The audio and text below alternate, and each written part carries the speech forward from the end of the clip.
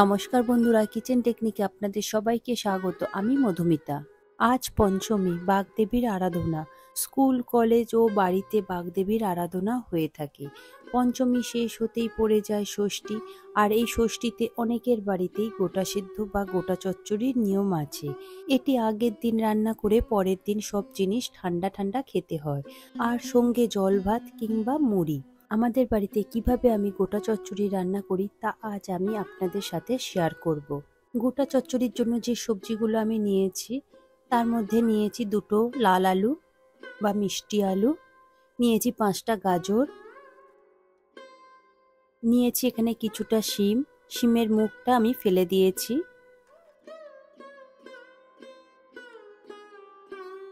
আর নিয়েছি এখানে 4টে টমেটো, দুটো কাঁচা টমেটো আর দুটো পাকা টমেটো। আর নিয়েছি এখানে 500 গ্রাম পরিমাণে ছোট আলু। আলুগুলো যেহেতু গোটা থাকবে তাই ছোট ছোট সাইজের নিয়েছি। আর নিয়েছি এখানে শয়তা পালং বা শীষ পালং। দেখুন ডাঁটাগুলো একটু আমি বড় বড় করে কেটে নিয়েছি, যেহেতু গোটা চচ্চড়ি তাই একটু বড় বড় করে দিয়েছি। আর নিয়েছি এখানে কড়াইশুঁটি, কড়াইশুঁটির বোটাগুলো আমি ফেলে দিয়েছি।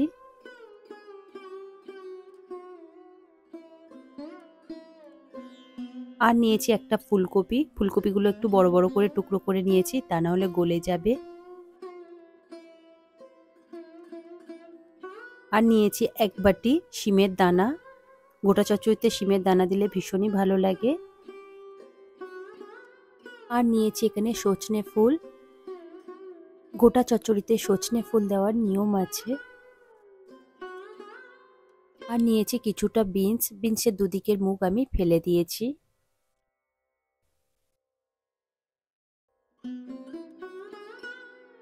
আর নিয়েছি এখানে 3টে মিডিয়াম সাইজের বেগুন। এখানে ছোট বেগুন হলেও খুব ভালো হতো, তবে এই বেগুনগুলো আমি একটু কেটে দেখে নিয়েছি ভিতরে পোকা আছে কিনা। আর নিয়েছি কিছুটা লাউ শাক, লাউ শাকের ডাঁটিগুলো আমি একটু বড় বড় করে কেটে নিয়েছি দেখুন। আর নিয়েছি একটা বাঁধাকপি মিডিয়াম সাইজের, বাঁধাকপিটা আমি কেটে নেব। বাঁধাকপির মাঝখানের মোটা ডাঁটিটা আমি ফেলে দেব, দিয়ে বাঁধাকপিটা আমি 4 টুকরো করে নেব। পাতাগুলোকে এইরকম বড় বড় করেই রাখবো, আর পাতাগুলোকে এইভাবে আমি খুলে নেব।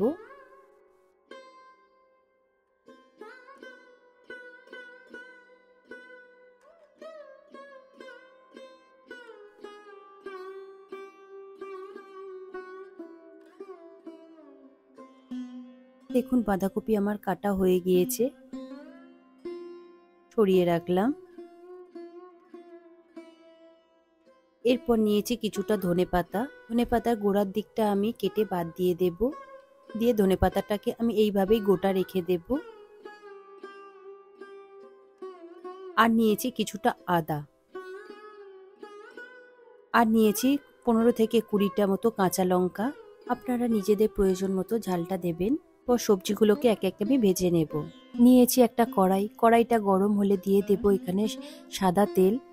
এখানে রাইস ব্র্যান্ড অয়েল নিয়েছি আমি। একে একে আমি সব সবজিগুলো ভেজে নেব তেলটা গরম হলে। দেখুন তেল আমার গরম হয়ে গিয়েছে, খুন্তি দিয়ে একটু আমি কড়াইয়ের চারিদিকে লাগিয়ে দিলাম। প্রথমে আমি আলুগুলোকে ভেজে নেব। এই সময় গ্যাসের ফ্লেমটা হাইতে রাখবেন, দিয়ে আলুটা আমি একটু বেশ ভালো করে লাল লাল করে ভেজে নেব। দেখুন আলুগুলো আমার ভাজা হয়ে গিয়েছে, তেল থেকে এবার আমি তুলে নেব। সব সবজি এখানে ছাঁকা তেলে ভাজা হবে, তাই এখানে একটু তেলের পরিমাণটা বেশি লাগবে। দেখুন আলু আমার তোলা হয়ে গিয়েছে, এরপরে আমি বিনসগুলো দিয়ে দেব। বিনসগুলো দিয়েও আমি মিডিয়াম টু হাই ফ্লেমে একটু ভালো করে ভেজে নেব, বেশি কালো করে ভাজবেন না। দেখুন বিনস আমার ভাজা হয়ে গিয়েছে, ঠিক এই রকম ভাবেই ভেজে নেবেন। এরপরে ঝাঁঝরির সাহায্যে আমি তেল থেকে তুলে নেব। দেখুন প্লেটে আমি রেখে দিলাম।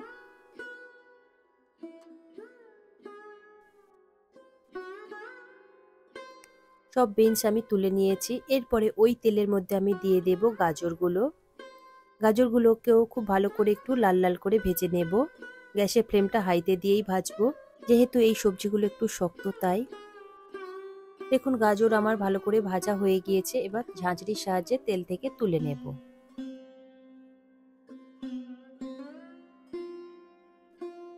আমি প্লেটে নিয়ে নিলাম।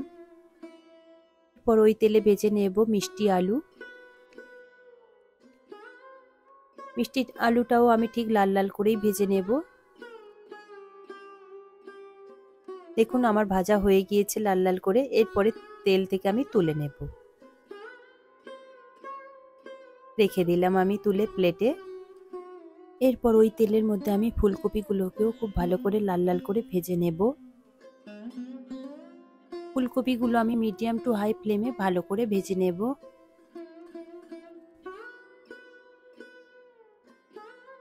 তবে সমস্ত সবজি কখনো হাই, কখনো লো, কখনো মিডিয়ামে এইভাবে ভেজে নিতে হবে।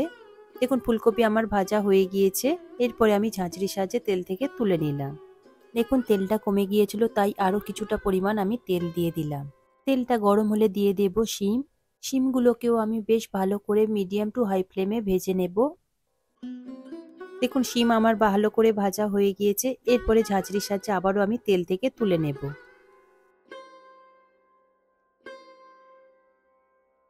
তুলে বাটিতে রেখে দিলাম। এরপর ওই তেলের মধ্যে দিয়ে দেব বেগুন।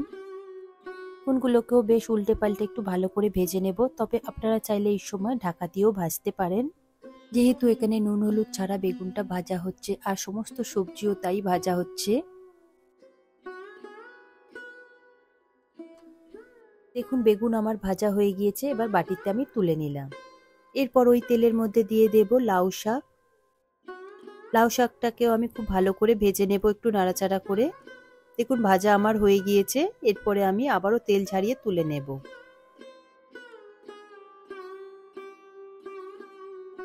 দেখুন আমি তুলে নিলাম প্লেটে। এবার ওই তেলের মধ্যে আমি দিয়ে দেব গোটা কড়াইশুঁটি। কড়াইশুঁটিগুলোকেও আমি বেশ ভালো করে ভেজে নেব একটু নাড়াচাড়া করে। দেখুন কড়াইশুঁটি আমার ভাজা হয়ে গিয়েছে, ঠিক এই রকম হলেই তুলে নেবেন। আমি তুলে নিলাম প্লেটে। এরপরে আমি দিয়ে দিলাম সয়তা পালং বা শীষ পালং। সয়তা পালং দিয়ে ভালো করে নাড়াচাড়া করে নেব। দেখুন শাকটা কতটা কমে গেল। পরে আমি ঝাঁঝরির সাহায্যে তেল থেকে তুলে নিলাম।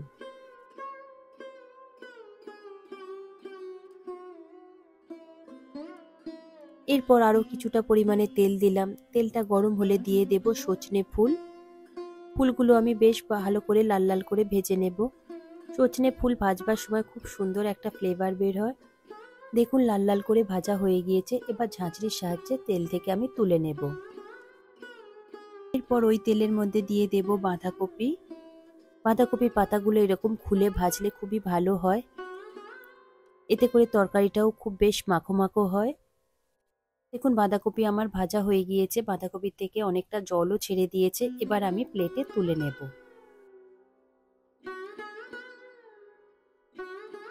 ওই কড়াতে আমি আরো অল্প করে একটু তেল দেব।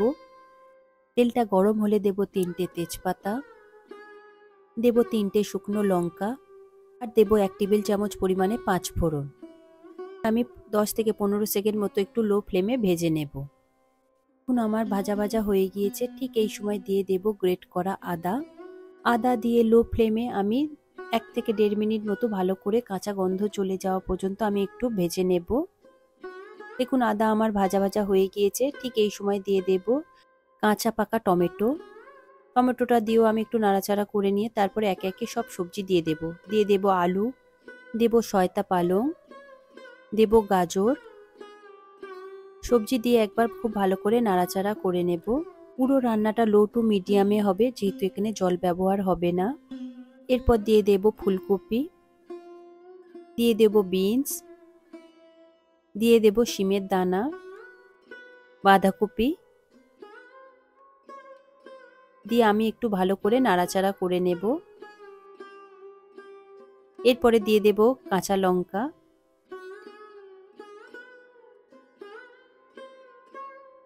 দিয়ে আমি খুব ভালো করে নাড়াচাড়া করে দেব।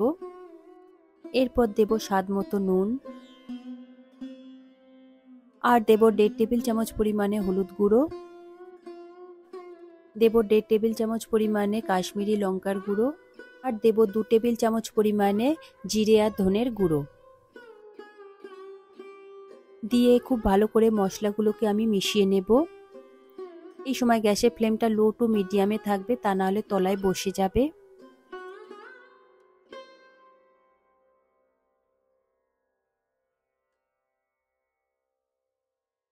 এরপর দেব কড়াইশুঁটি, দেব শিম আর দেব লাউ শাক। লাউ শাক দিয়ে খুব ভালো করে কষিয়ে নেব। এরপরে আমি ভাজা মশলাটা তৈরি করে নেব।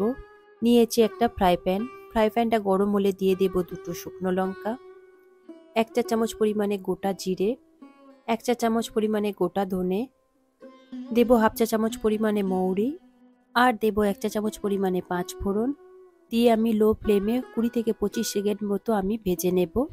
ভাজা থেকে যখন সুন্দর একটা ফ্লেভার আসবে তখন গ্যাসের ফ্লেমটা বন্ধ করে দিয়ে ঠান্ডা করতে দেবেন, দিয়ে ঠান্ডা হলে গুঁড়ো করে নেবেন। এরপর আমি তরকারিটা দেখে নেব। ভেজে রাখা বেগুনগুলো যেহেতু নরম তাই আমি লাস্টে দিচ্ছি। দিয়ে আমি আবারও একটু খুব ভালো করে কষিয়ে নেব। সবজি আমার সিদ্ধ হয়ে গিয়েছে। এবার সবার শেষে আমি দিয়ে দেব ধনেপাতা, দিয়ে আমি একটু ঢাকা দিয়ে দিলাম। ঢাকা খুলে দেখছি, দেখুন সব সবজি সিদ্ধ হয়ে গিয়েছে, এখানে কোনো রকম জলের প্রয়োজন নেই। সবজি থেকে যে জল উঠেছে আর তেলে পুরো সবজিটাই সিদ্ধ হয়ে গিয়েছে, রান্নাও হয়ে গিয়েছে। আর সব শেষে দিয়ে দেব 1 চা চামচ পরিমাণে চিনি দিয়ে আবারও খুব ভালো করে একটু নাড়াচাড়া করে নেব। এরপর দিয়ে দেব ভেজে রাখা মশলা 2 চা চামচ পরিমাণে, দিয়ে খুব ভালো করে মশলাটা আমি মাখিয়ে নেব। দেখুন রেডি হয়ে গিয়েছে আমার গোটা চচ্চড়ি। খুবই সুন্দর একটা ফ্লেভার বের হচ্ছে এই মশলাটা দেওয়ার জন্যে। আমাদের বাড়িতে এইভাবে হয় গোটা চচ্চড়ি। আজকের এই গোটা চচ্চড়ি রেসিপিটি কেমন লাগলো তা কমেন্টে অবশ্যই জানাবেন। রেসিপিটা আপনাদের ভালো লেগে থাকে তাহলে লাইক শেয়ার করবার অনুরোধ রইল। সাথে এই রকম সব নিত্য নতুন রেসিপি পাওয়ার জন্য কিচেন টেকনিককে সাবস্ক্রাইব করে পাশে থাকার অনুরোধ রইল। তবে আজকের মতো এই পর্যন্ত, আবারও দেখা হবে অন্য কোনো রেসিপির সাথে। সবাই ভালো থাকবেন, সুস্থ থাকবেন আর ভিডিওটি পুরো দেখবার জন্য অসংখ্য ধন্যবাদ।